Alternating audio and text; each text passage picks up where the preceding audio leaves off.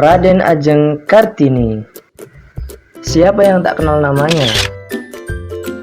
Sosok perempuan kelahiran Jepara pada 21 April 1879, yang hari kelahirannya selalu kita peringati sebagai tonggak kebangkitan dan emansipasi wanita di Indonesia.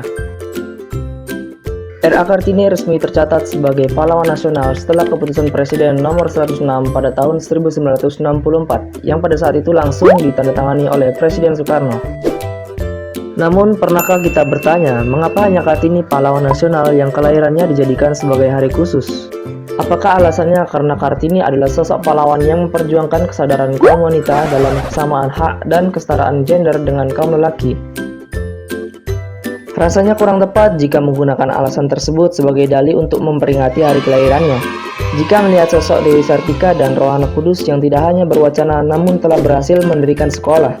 Dan jika melihat sosok Tangguh Cut Nyak-Dien yang langsung berhadapan dengan Belanda, walaupun kepahlawanannya dianggap sebagai regionalisme.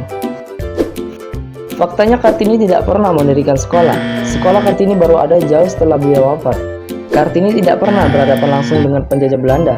Bahkan Kartini hidup dalam kemewahan pemerintahan Hindia Belanda dan merupakan putri bangsawan Jawa pada waktu itu.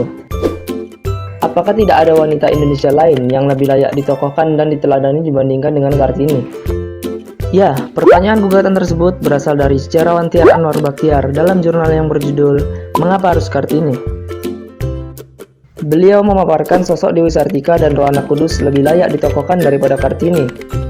Dewi Sartika bukan hanya berwacana tentang pendidikan kaum wanita. Ia bahkan berhasil mendirikan sekolah yang belakangan dinamakan Sekolah Keutamaan Istri pada tahun 1910. Rohana Kudus juga melakukan hal yang sama, dengan mendirikan Sekolah Kerajinan Amal Setia pada tahun 1911 dan Rohana School pada tahun 1916. Selain itu, Rohana Kudus juga merupakan seorang jurnalis wanita pertama di Nusantara. Jika Kartini hanya menyampaikan ide-idenya dalam surat dan berinisiatif ingin menerbitkan surat-suratnya, Dewi Sartika dan Rohana Kudus sudah lebih jauh melangkah mewujudkan ide-idenya dengan menyebarkan secara langsung melalui koran-koran dan radio pada saat itu. Bahkan jika melirik kisah-kisah Cut Nyak-Dien, Tengku Fakina, dan Cut Mutia dari Aceh, anggapan keterbelakangan kaum wanita di Indonesia pada masa Kartini harus segera dihapuskan. Karena di Aceh, kisah wanita ikut berperang atau menjadi pemimpin pasukan perang bukan suatu hal yang aneh. Bahkan jauh sebelum era Cut Nyak-Dien dan sebelum Belanda datang ke Indonesia, kerajaan Aceh sudah memiliki panglima angkatan laut wanita. Jadi ada baiknya bangsa Indonesia bisa berpikir lebih jernih. Mengapa Kartini? Mengapa bukan Rohana Kudus? Mengapa bukan Cut Nyak-Dien? Sejatinya wacana tentang kepahlawanan Kartini adalah buatan Belanda. Dan kita juga tidak akan pernah tahu tentang Kartini kalau bukan karena Belanda.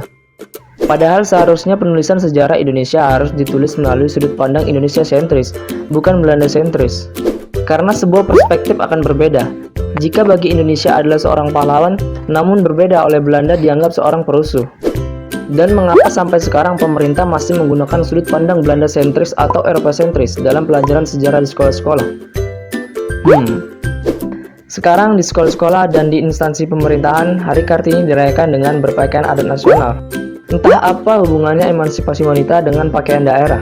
Apa karena Kartini sering terlihat menggunakan kebaya lantas menjadikan kebaya sebagai pakaian wajib di peringatan Hari Kartini? Sementara Anda tahu sendiri, kebaya cuma ada di Jawa. Terkadang bangsa Indonesia lebih menyukai kemasan ketimbang esensinya.